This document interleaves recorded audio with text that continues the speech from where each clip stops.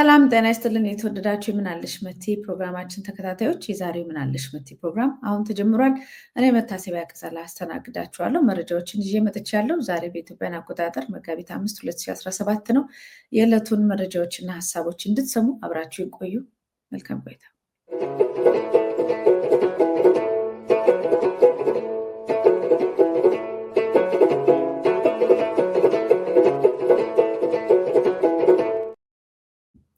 እንግዲህ የመጀመሪያው አብዛኞቹ ዜናዎች የሚሆኑት በትግራይ አካባቢ እየተደረገ ስላለው የጦርነት ቅስቀሳና ሰጣ ገባ ነው። በሱ ላይ መረጃዎችን ይዘን እንመጣለን። ኢትዮጵያ ውስጥም እንግዲህ ያለው የኑሮ ውድነት ጦርነቱ እንዳለ ሆኖ ያው በስልጣን ላይ ያሉ ሰዎች ደግሞ ያው ሽርሽርና ጨዋታ ላይ ናቸው። እሱንም ማጋራችሁ ይሆናል። በመጀመሪያ ትናንትና የወጣ አንድ መግለጫ ነበረ። የአሜሪካ፣ ዩናይትድ ኪንግደም፣ የኒውዚላንድ፣ የጃፓን፣ የኖርዌይ፣ የቤልጅየም፣ የቡልጋሪያ፣ የቼክ ሪፐብሊክ፣ የዴንማርክ፣ የጀርመን፣ የአየርላንድ፣ ግሪክ፣ ስፔን፣ ፈረንሳይ፣ ጣሊያን፣ ሉክሰምበርግ፣ ሃንጋሪ፣ ኔዘርላንድ፣ ኦስትሪያ፣ ፖርቱጋል፣ ሮማኒያ፣ ስሎቬኪያ፣ ፊንላንድ፣ ስዊድን ኤምባሲዎች እና የአውሮፓ ህብረት ልዑክ በኢትዮጵያ የጋራ መግለጫ አወጡ ይላል።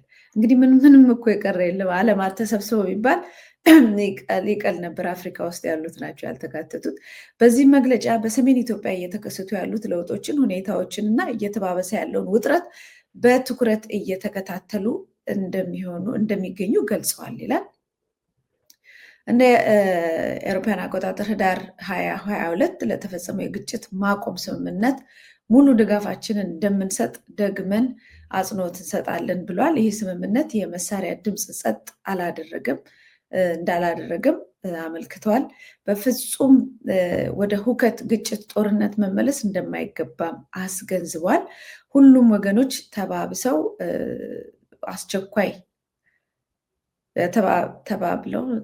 አስቸኳይ ውይይት በማድረግ ውጥረቱን በማርገብ ስምምነቱን እንዲጠብቁ አሳስበዋል። ማንኛውም አይነት ድጋፍ ለማዘጋጀት ዝግጁ እንደሆኑም ገልጸዋል ይላል። እንግዲህ በጣም እኮ ነው የሚገርማችሁ እነዚህ ሀገራት ጣልቃ ገብነት። ይህ በእንዲህ እንዳለ ትላንት የትግራይ ጊዜያዊ አስተዳደር ፕሬዚዳንት አቶ ጌታቸው ረዳ ከመቀለ ወደ አዲስ አበባ ከመጡ በኋላ ከአሜሪካ፣ ጀርመን፣ ፈረንሳይ፣ ጣሊያን፣ ዩናይትድ ኪንግደም እንዲሁም በአውሮፓ ህብረት አምባሳደሮች ጋራ በትግራይ ስላለው ሁኔታ እና አስተዳደራቸው እየገጠመው ስላለው ፈተና ሰፋ ያለ ውይይት አድርገዋል ነው የሚለው እና የኔ ጥያቄ እዚህ ውስጥ ትግራይ ለእነዚህ ዓለማት ተሰጥታለች ወይስ ምንድን ነው? እንግዲህ መቼም ጦርነት፣ የተፋፋመ ጦርነት በአማራ ክልል እንዳለ የሚደበቅ አይደለም። አሁን በእርግጥ ከትግራይ ላይ የነበረው ጦርነት ብዙ አውዳሚ ነው፣ ሁሉንም ጎድቷል። በመላው ሀገራችን ውስጥ በተለይ አማራና አፋር እና ትግራይ ጉዳት አስከትሏል። ስለዚህ ተመልሶ እንዲመጣም ፈጽሞ መቆም ያለበት ነው። ተመልሶ እንደዚህ አይነት ጦርነት ውስጥ እንዳይገባ መሰራት አለበት። ግን እንደዚህ ተሰብስበው የሚመጡት በዛ ጉዳይ ላይ ብቻ የሚሆነውን ነገር እንዴት ታወታላችሁ? አዎ ዘለግ ያሉ መግለጫዎችን ጠቅለል አድርገው መንግስት ከአማራ ህዝብ ጋር ንግግር ማድረግ ምናምን የሚል ነበር። በዚህ ደረጃ ግን ቁጭ ብለው እየተወያዩ ውይይት እያደረጉ የሚሰጡትን ነገር ስታዩ ሳናውቅ ኢትዮጵያ ተገንጥላለች እንደ ኤርትራ ወይስ ነገሩ እንዴት ነው የሚያሰኝ ነው። ምክንያቱም ዜናዎቹ ሁሉ የሚነግሩን እነሱን ነው። ለምሳሌ በአሁን ብዙ ግጭቶች፣ ብዙ ነገሮች እንዳሉ ያው ተገልጿል።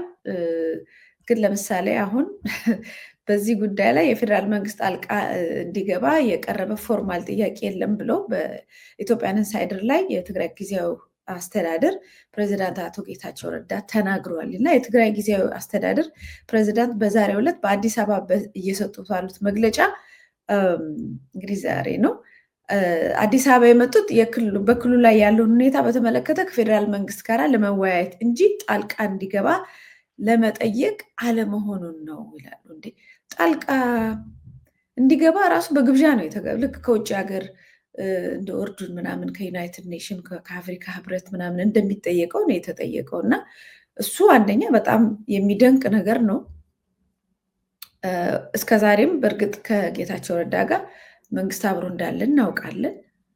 ከዛ ውጭ ግን የሆነው እሱ አይደለም። ዋነኛው ነገር እሱ ብቻ ሳይሆን ከሌሎች ሀገራት ጋር የሚደረግ ውይይት ነው የነበረው። እንደውም ውይይቱን ላስገባላችሁ። ያውም የውጭ ጉዳይ ሚኒስትሩ ናቸው ውይይቱን እያደረጉ ያሉት እና እኛ ሳናውቅ ተፈራርሞ የተሰጣጡት ነገር ካለ ይንገሩ። እሱ ቢነገር መልካም ይመስለኛል። ይኸው እንደምታዩት በዚህ ሁኔታ ስብሰባ ተደርጓል። የውጭ ጉዳይ ሚኒስትሩ ናቸው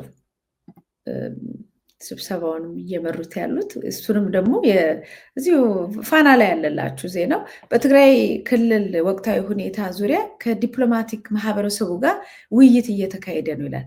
ፌዴራል መንግስት እየተጋበዝኩ ነው፣ አልተጋበዝክ፣ ተጋብዘሃል፣ አልተጋበዝክም፣ ልግባ ምናምን ሌላ ጊዜም ያው እርስ በርስ ተጋደሉ እያለ የሚፈልገውን ነገር በጌታቸው ረዳ በኩል እየላከ ምን እያለ ያው እዚህ ተካሮ ደርሷል።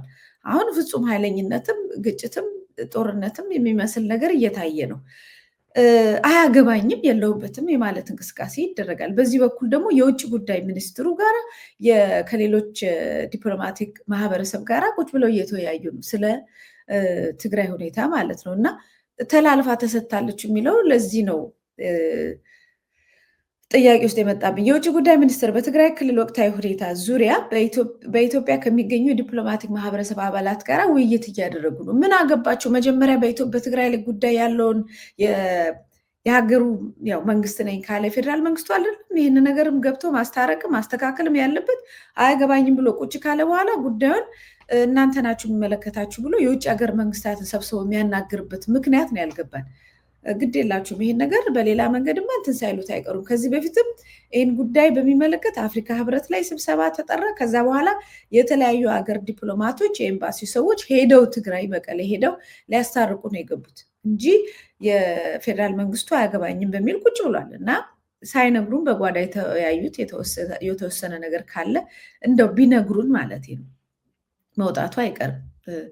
ውይይቱ የውጭ ጉዳይ ሚኒስትር ጌዲዮን ጢሞቴዎስ ዶክተር እና የትግራይ ክልላዊ ጊዜያዊ አስተዳደር ርዕሰ መስተዳድር ጌታቸው ረዳ እየተመራ ይገኛል። ሁለቱ ቁጭ ብለው ከኢትዮጵያ ህዝብ ጋር አይደለም፣ ከትግራይ ህዝብ ጋር አይደለም፣ ወይም እዛ ካለው ከሚጋጫቸው ከደብረ ጽዮን ከሰራዊቱ ከምናምን ጋር አይደለም እየተነጋገሩ ያሉት። ቁጭ ብለው ከውጭ ሀገር የዲፕሎማቲክ ማህበረሰብ ጋር ነው በዚህ ጉዳይ እየተወያዩት ያሉት። እና እናንተ እንግዲህ ወስኑ በዚህ ጉዳይ ላይ። ይሄ ጉዳይ የእናንተ ነው እንጂ የሌላው አይደለም። እና እናንተ ናቸው የዚህ ጉዳይ ባለቤት እያሉ ነው። እናውቃለን የፕሪቶሪያው ስምምነት ተፈራረሙ በኋላ ያን ጉዳይ ማስፈጸም የአፍሪካ ህብረት ነው። አሁን ራሱ አፍሪካ ህብረትን አይደለም የሚመለከተው። ከዛ ውጭ ግን በፍጹም ሀገራዊ ጉዳዮች ሀገር ውስጥ ያሉ አካላቶችን ያላማከለ ውይይት ነው።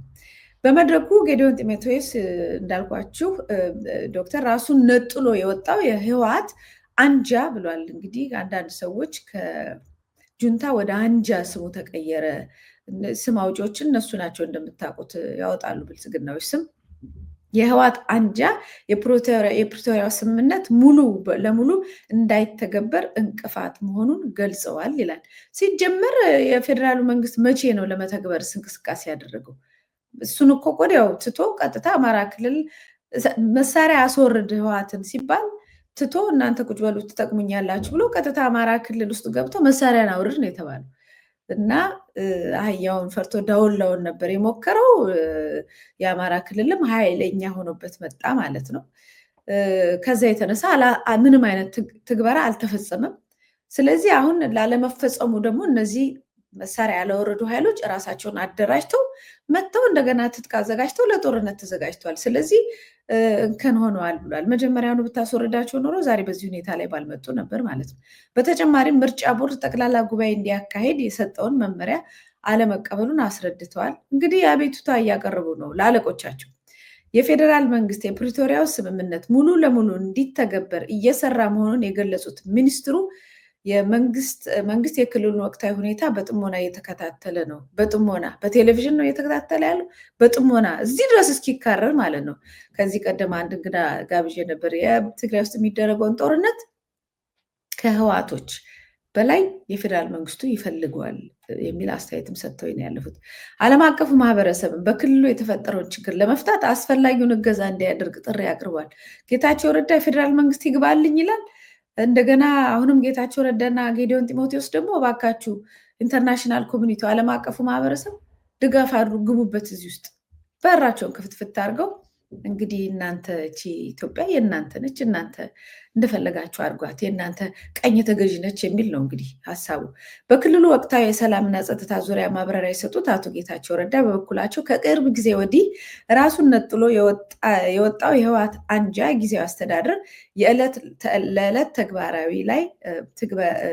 ላይ እክል እየፈጠረ መምጣቱን አስረድቷል እና ዓለም አቀፍ ማህበረሰብ እና ፌዴራል መንግስት በክልሉ ዘላቂ ሰላም ግንባታ ያላቸውን ሚና አጠናክረው እንዲቀጥሉም ጥሪ አቅርበዋል ይላል። እንግዲህ ይሄ ነው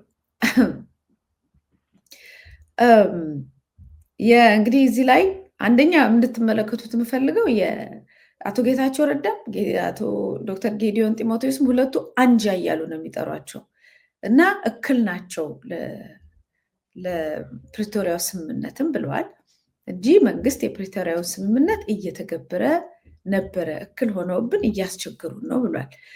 ግን በዚህ አጋጣሚ በጣም እንድትረዱት ደግሞ የምፈልገው ነገር በዚህ ጉዳይ ላይ መንግስት ምን ያህል ይህንን ጉዳይ ተፈጻሚ አድርጓል የሚለው ነገር ነው። ዛሬ ለምሳሌ ኢትዮጵያን ኢንሳይደር ላይ ብትገቡ የወጣ ዜና አለ እና እዛ ዜና ላይ ምንድን ነው የሚያሳየው አሁን ራሱ እየተደረገ ያለውን ነገር የፌዴራል መንግስቱ የፕሪቶሪያውን ስምምነት ገና አሁን እያደረገ እንዳለ ነው የሚያሳየው። ኢትዮጵያ ኢንሳይደር ላይ ያለውን መረጃ ላካፍላችሁ። አሁን ሰሞኑን እንግዲህ የመሳሪያ የዲስአርምመንት የሚባለውን ማለት ነው አሁን እያደረግን ነው የሚሉት እነሱ።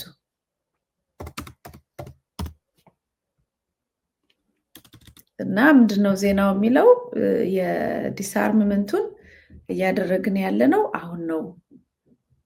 ስለዚህ እስከዛሬ አላደረግንም የሚል ነው። ቅድም እንደገለጽኳላችሁ ሁለቱም አካሎች አንጃ ብለው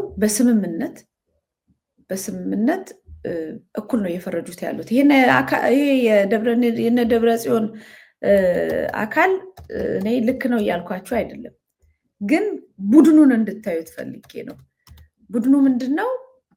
ሁለቱም አሁን የጌታቸው ረዳና የፌዴራል መንግስት አንድ ላይ ናቸው የቆሙት። ከዛ በኋላ ምንድን ነው የሚሉት? አንድ ላይ ቆሙ ሁለቱም አንጃ ምናምን እያሉት እየከሰሱት ለውጭ ዓለም ማለት ነው እየከሰሱት እያሉ ነው። ምንም የፌዴራል መንግስቱ ጣልቃ ገብቶ ያደረገው አንዳችም ነገር የለም። ከዛ ውጭ ደግሞ የኢንተርናሽናል ኮሚኒቲውም ይግባልን እና አንዳች መስራት ያለበትን ነገር እንዲያግዝ ጠይቀዋል ማለት ነው። እንግዲህ የፌዴራል መንግስት አግባብነት ያላቸውን እርምጃዎች መውሰድ አለበት ስንል ጦር አዝምቶ ጦርነት ይቀስቅስ እያልን አይደለም ነው። አሁን ደግሞ ጌታቸው ረዳ እያለ ያለው የትግራይ ጊዜያዊ ክልላዊ መስተዳድር ጌታቸው ረዳ ነው። ጊዜያዊ አስተዳደሩ የፌዴራል መንግስት በትግራይ ክልል ጣልቃ እንዲገባ ያቀረበው ፎርማል ጥያቄ የለም ነው። እንዴ አሁን እኮ ትላንትና ነው እንዳይገባ የሚከለክሉ አንዳች ነገር የለም። ገብቶ መላ እንዲያደርገን መላ እንዲፈርድልን እንፈልጋለን አሉ። ደብረጽዮን በኃይል ገብተው እየተኮሱ ነው። በኃይል ጣቢያዎችን፣ ሬዲዮ ጣቢያዎችን፣ የመንግስት ተቋማትን እየወሰዱ ነው የሚል ነገር በጉልበት እንዲሁም ተኩስም እያደረጉ ነው ካሉ በኋላ በቃ እኛ ሰራዊት ስለሌለን ፌዴራል መንግስት ይግባልን ብለው ኦፊሻሊ በቃ መከላከያው ገብቶ በኃይል እነዛ በኃይልን የገቡት መከላከያው በኃይል ገብቶ ይህን ነገር ያስተካክል ካሉ በኋላ ህዝቡ ስላለ እንደገና ደግሞ መከላከያ ያለውን ትሮማ ታውቁታላችሁ። መከላከያ ሲገባ መከላከያ ገብቶ እንደገና ህዝቡን ሊያስጨርስ ነው ብሎ ሰዎች ሲቆጡት እኛ ኦፊሻሊ መንግስት እንዲገባ ጥያቄ አላቀረብንም አሉ። ከዛ በኋላ ደግሞ ኦፊሻሊ ፎርማል የሆነ ጥያቄ እንግዲህ ከዚህ በኋላ በላይ ምን ፎርማል እንዳለ አላውቅም። ፎርማል የሆነ ጥያቄ አላቀረብንም አለና ከዛ በኋላ ደግሞ መልሶ ጥያቄው አለ እንደገና አቅርበናል የሚለውን ይሰጠናል።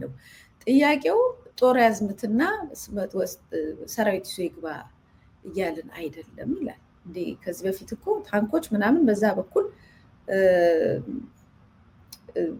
እያሳየ ነበር፣ ሾው እያሳየ ነበር። የፌዴራል መንግስቱ ታንኮችን ምናምን አሳይቶ ነው የወጣው ባለፈው ጊዜ ማለት ነው። እንግዲህ በጣም ወደ ዜናውም ተመልሼ ስመጣ ያው ኢንሳይደር ላይ ኢትዮጵያን ኢንሳይደር ላይ በቀደም የወጣው ማለት ነው ከትላንት ወዲያ የወጣ በትግራይ ክልል ላለው ወቅታዊ ሁኔታ የፌዴራል መንግስት አስፈላጊውን ድጋፍ እንዲያደርግ የክልሉ ጊዜያዊ አስተዳደር አሳሰበ ነው። አስፈላጊውን እንግዲህ በኃይል እየመጡብን ነው፣ በኃይል እየቀሙን ነው፣ በኃይል ሰውን እያወራከቡት ነው፣ እየተኮሱ ነው፣ ሰራዊት ይዘው ገብተዋል ከተባለ በኋላ አስፈላጊውን ድጋፍ እንግዲህ ምንድን ነው አስፈላጊው ድጋፍ? ኃይል ነው የተጠየቀው። አሁን ደግሞ ኃይል አላልንም አሉ። እንግዳ በመግለጫ እንደዚህ ወይንም ዶክተር ጌዲዮን ጢሞቴዎስን ይዞ ለውጭ ዓለማት ላይ እባካችሁ አንድ ነገር አግዙን ብሎ ፌዴራል መንግስት አብሮ እንዲለምን ከሆነ የተጠራው እሱንም በግልጽ መናገር ነው። የትግራይ ጊዜያዊ አስተዳደር በክልሉ በጸጥታ ኃይሎች ስም እየተንቀሳቀሱ ባሉ አካላት ላይ ፕሪቶሪያው ውል ሲፈርስና የትግራይ ህዝብ ወደ ዳግም ጥፋት ሲገባ ዝም ብሎ መታየት የለበትም። የፌዴራል መንግስት እነዚህን አካላት የትግራይ ህዝብንም ሆነ ጊዜያዊ አስተዳደር የማይወክሉ መሆኑን ተገንዝቦ አስፈላጊውን ድጋፍ ማድረግ አለበት ነው ያለው። እንግዲህ ስለዚህ ይህን ይመስላል። ይሄ ግርግር እንግዲህ እንዳለ ነው። ዛሬ የተለያዩ ቦታ ላይ መግለጫዎች ወጥተዋል። እንዳልኳችሁ እዚሁ መረጃ ላይ የትግራይ የፌዴራል መንግስት ወታደሮችን መልሶ የማቋቋም ነገር እያደረገ ነው የሚል ዜናም አውጥተዋል። እንግዲህ መቼ እስካሁን ድረስ ቁጭ ብሎ አሁን ነው ወይ የሚያደርገው የሚለው ሌላኛው በጣም እኔ መቼም የኢትዮጵያ ነገር መቼም በጣም ነው የምትገረሙት፣ በጣም ነው የምትደነቁት እየተደረገ ባለው ሁኔታ ላይ ጠቅላላ ማለት ነው። አሁን ይሄን ነገር አክርረው ሰማይ ከደረሰ በኋላ ዓለም አቀፉን ማህበረሰብ ከጠየቁ በኋላ በትግራይ ውስጥ ያለውን አካል መልሶ የማቋቋም ነገር እያደረግን ነው ብለው ዜና ሰሩ ማለት ነው። ዜናውን እኮ የሰሩት ሰሞኑን ነው እንግዲህ አሁን ጦርነት ከገጠመ በኋላ ነው። እንደውም አሁንማ ያስፈልገዋል መሳሪያው ኦልሬዲ ለሁለት ተከፍሎ እየገጠመ ባለበት ሁኔታ ላይ ወደ ህዝቡ የመቀላቀል እና የመልሶ ማቋቋም ነገር እያደረግን ነው ብሎ አሁን ለዚህችን ሰሞን ማለት ነው ከሁለት ቀን በፊት ዜና ወጣና ያው ያለ ነው እንግዲህ እንደዚህ አይነት ዘፈንና እንደዚህ አይነት የማይገናኝ አልተገናኝቶም የሚባል ነገር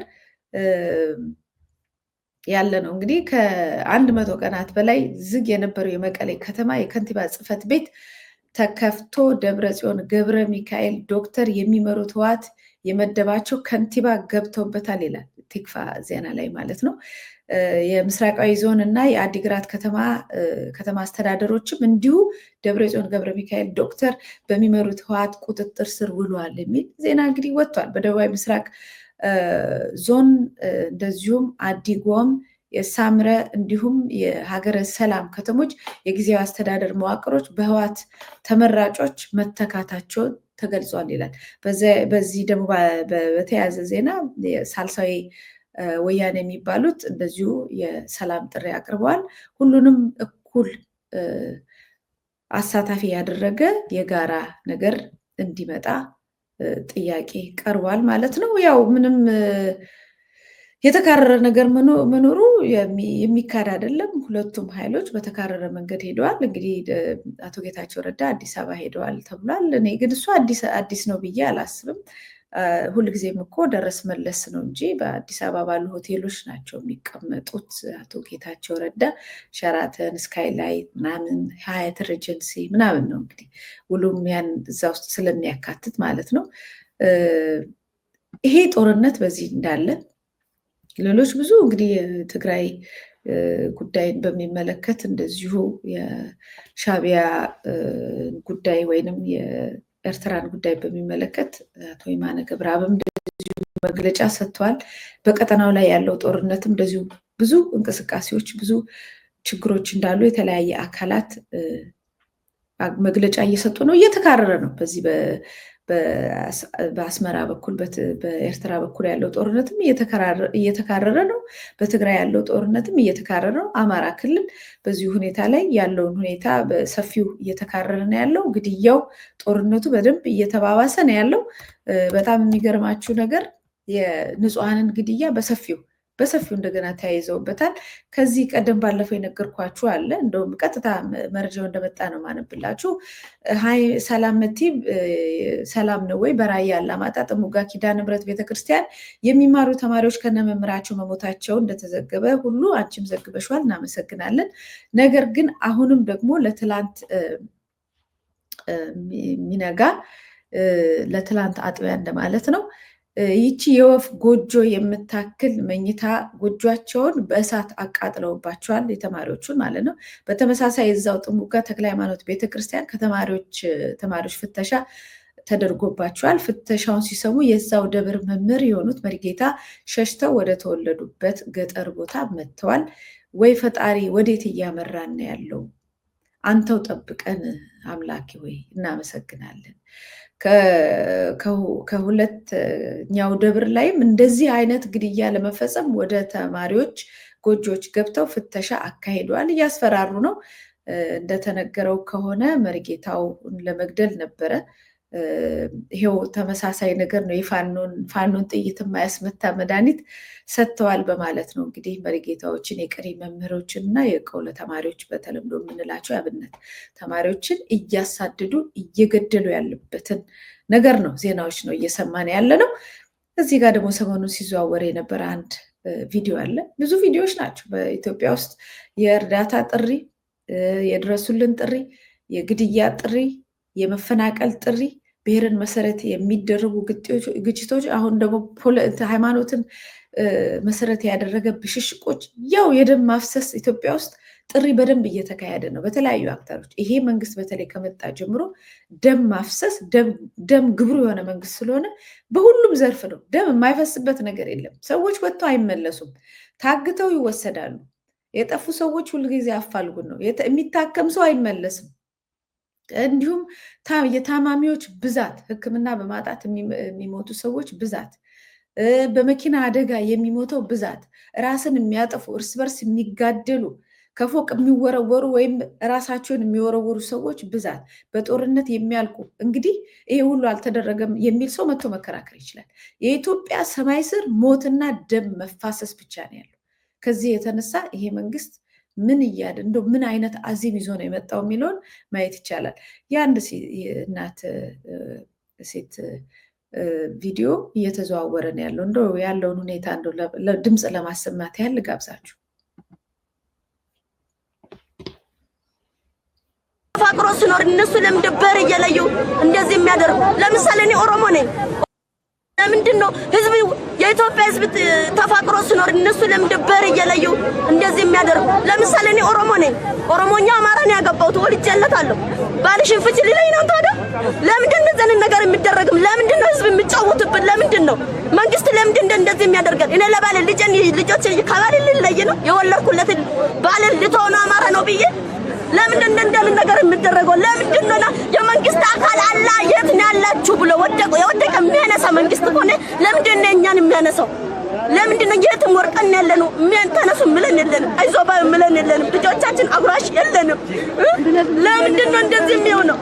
ባሎቻችን ተስፋ ቆርጦ ስራ አይሰሩ። እኔ በበኩል ልጆችን ማቆርጦ በጣም እየተሰቃዩ እባካችሁ የመንግስት አካል እውነት በመድረኩ ላይ ካለ እንዲረዳን እንፈልጋለን። በቃ የት ናቸው ያላችሁት ይበለን። ለምን በሄድንበት ተስፋ የለንም።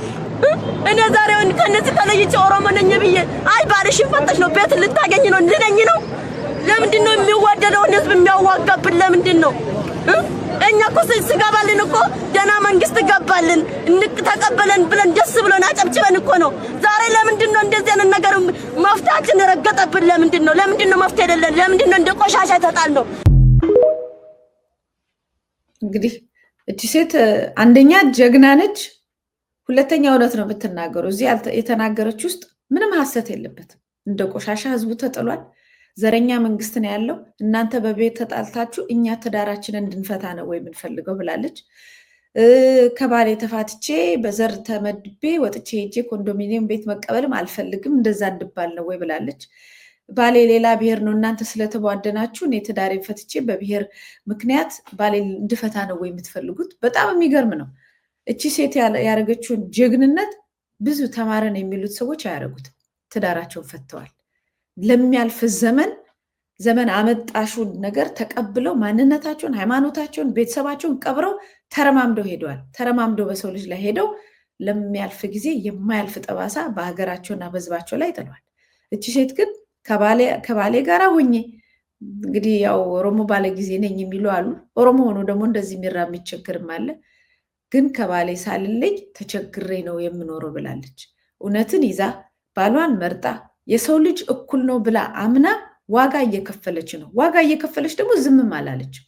ልክ አይደለም የምታረጉት፣ ወደ ቀልባችሁ ተመለሱ፣ ተቸግረናል፣ ህዝባችን ተስፋ ቆርጧል፣ ተርበናል፣ መንግስት አለው የሚል ከሆነ እንደ ቆሻሻ ተጥለናልና ይድረስልን የሚል ጥያቄ ነው ያነሳችው።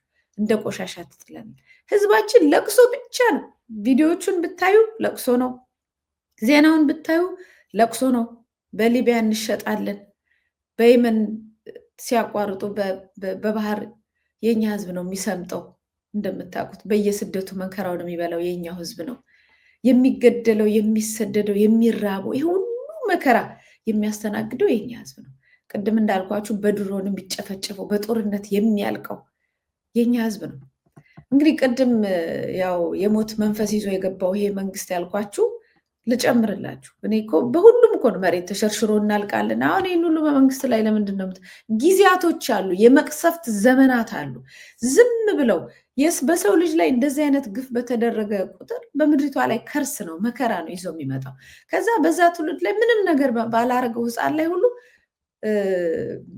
የነሱ የገንዘብን ማምለክ፣ የነሱ የገንዘብ አምልኮ፣ የቁሳቁስ አምልኮ፣ ክህደት፣ በፈጣሪ ላይ የሚደረግ ክህደት፣ የሰውን ልጅ አራክሶና እየገደሉ ደም እያፈሰሱ ፎቅ እየገነቡና ፎቁን ከሰው ልጅ የበላይ አድርጎ በአደባባይ እየሰበኩ ስኬት እያሉ ብልጽግና እያሉ የሚመጣብንን መከራ አብዝተውታል ባይኔ። እዚህ ቲክፋ ላይ እንዲወጣ ዜና የ9 ዓመት ታዳጊን ጨምሮ የ7 ሴቶች ህይወት ጠፍቷል ይላል። ሸካ ዞን ነው። ሸካ ዞን ገበያ ውስጥ የነበረ ትልቅ ዛፍ ሰዎች ላይ ወድቆ 7 ሰዎችን ህይወታቸው አልፏል። 8 ሰዎች ላይ ከባድና የመካከለኛ ጉዳት ደርሷል።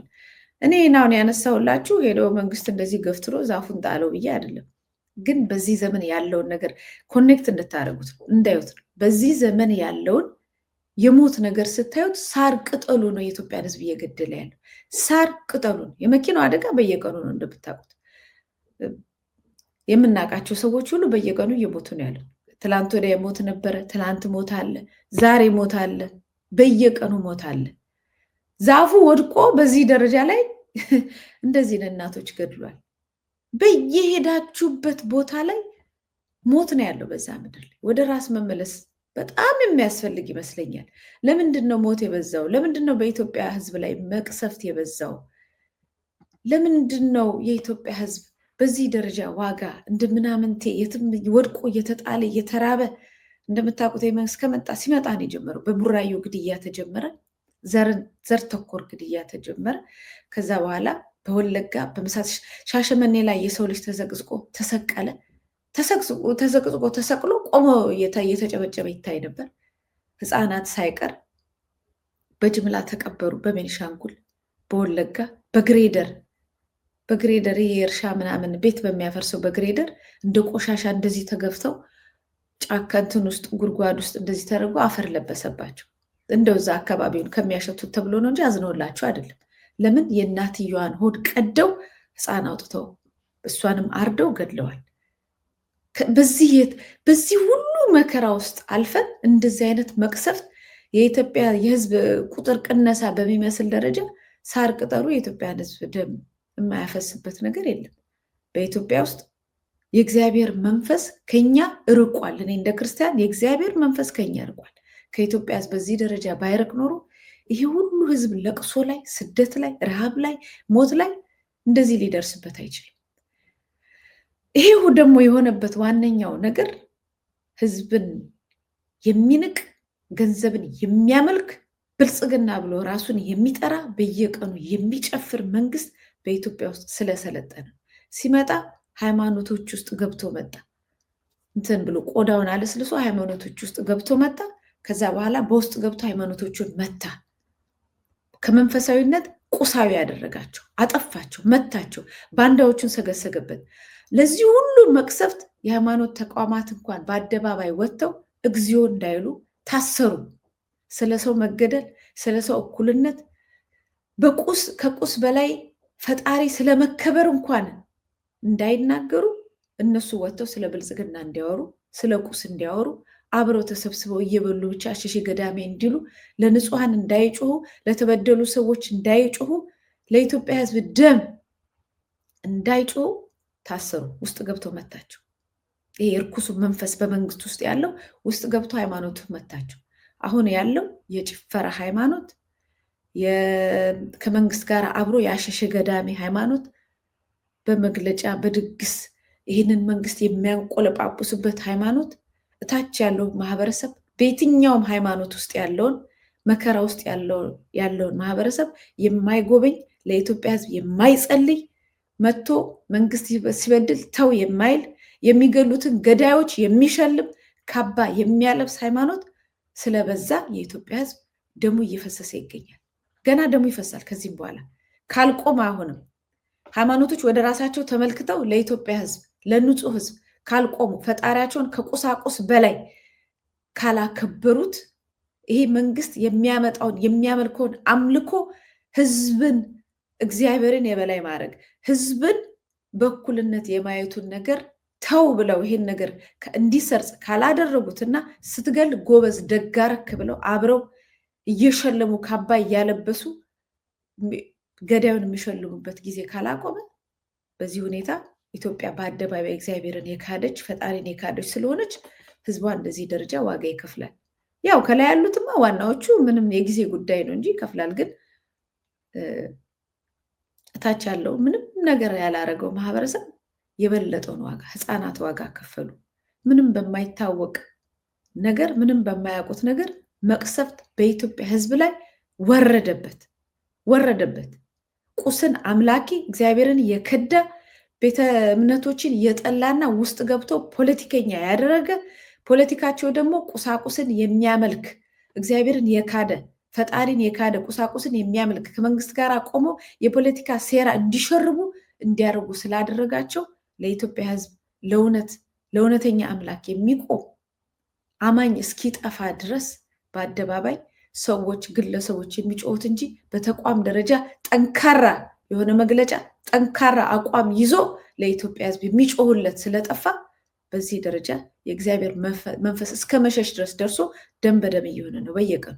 እንግዲህ በዚህ ዘመን ላይ የደስታ ጊዜያቸው፣ የጩኸት ጊዜ፣ የጭፈራ ጊዜ ይህንን ዘመን የሚያደርጉ ሰዎች እኔ እንጃ ሌላ ዓለም ላይ ናቸው ያሉት። ይሄ የለቅሶ ዘመን ነው ለኢትዮጵያ። ይህን ሁሉ መቅሰፍት አምጥቶ በየቀኑ ሰው እስክንለምደው ድረስ ዛሬ ሞት የለም እንዴ ዛሬ ምን ነው ጭር አለ እስኪል ድረስ ሰው ማለት ነው። በየቀኑ የኢትዮጵያን ሞት ዜና ስለሆነ የሁላችንም ዜና ስለሆነ ማለት ነው። ከሀዘን ፍራሽ ላይ እንዳንነሳ አዚም ስለተደረገብን እያለቀስን እንገኛለን። የኢትዮጵያ ህዝብ እያለቀሰ ነው። እኚህ የወጣችው ሴት ብቻዋን አይደለችም። ብዙዎች ሂዱ በየጎዳና ላይ ራሱን የሚያጠፋውን ተመልከቱ። መሄጃ አጥቷል። ለኢትዮጵያ ህዝብ መሄጃ አጥቷል። ማረፊያ ነፍሱ አታለች። መከራው ሰማይ ደርሷል። ጩኸቱ ደግሞ ተስፋ ማረገው የሃይማኖት ተቋማቶችን ለጊዜው እናቆያቸውና የድሃው ህዝብ በየቤቱ የሚጮኸው ጩኸት ወደ ሰማይ እንደ ራሔል እንባ ወደ ሰማይ ደርሶ ፍትህ ለኢትዮጵያ ህዝብ ያመጣል ብለን ተስፋ እናደርጋለን። እስከዛ ግን በዚህ ሁሉ መከራ ውስጥ ዋነኛው የመከራ ምንጮች እየተጫወቱ ነው፣ ጨዋታ ላይ ናቸው። ለራሳቸው በጣም ነው ማዝንላቸው። ለራሳቸው እንደዚህ እየተጫወቱ ነው ያሉት። ይኸውላችሁ ውድድሮች እየተጫወቱ ነው ያሉት። በቃ የደስታቸው ብዛት ለቅሶ አይታያቸው፣ ሀዘን አይታያቸው። የሰውየውን አጭበርባሪነት በዚህ በስፖርትም ታዩታላችሁ። እስቲ ትንሽ ጆግ እናርግ ሶምሶማ እናርግ ብሎ ያዛቸውና አሮጠባቸው። አያችሁ እነገዱ አንዳርጋቸውን እነ ለማን ቲም ለማን በወቅቱ የነበሩትን ሰዎች እንደዚህ ነው ያደረጋቸው። ኑ በኢትዮጵያዊነት ይህን ህዝብ ወደ አንድነት እናምጣው፣ ኢትዮጵያን ወደ አንድነት እናምጣት፣ ኑ አብረን እንቁማልና ጥሏቸው ፈረጠጠ። ከኋላ ቀሩ፣ እነሱ ተንጠባጠቡ። አይ አብረን እንሮጣለን ሲሉ ደግሞ እዚህ ላይኛው በጎን እንደምታዩት ደግሞ በጥይት እየመታ እናሳምነውን እነምናምን እንደገደለ በጥይት እየመታ ደግሞ ሌላውን ረፈረፈ። እሱ ፑሻፕ ይሰራል፣ ይሮጣል።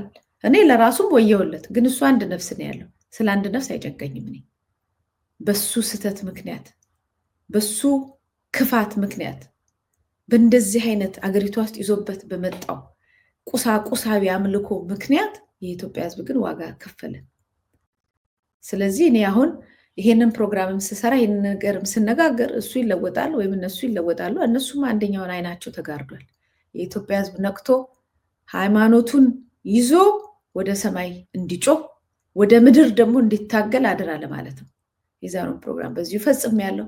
እንግዲህ ለሀገራችን ኢትዮጵያ ሰላምም ይስጣት፣ አንድነቷንም ይስጣት፣ ሃይማኖቷንም መልሶ ይስጣት እላለሁ። ሰላም ቆይ። መታሰቢያ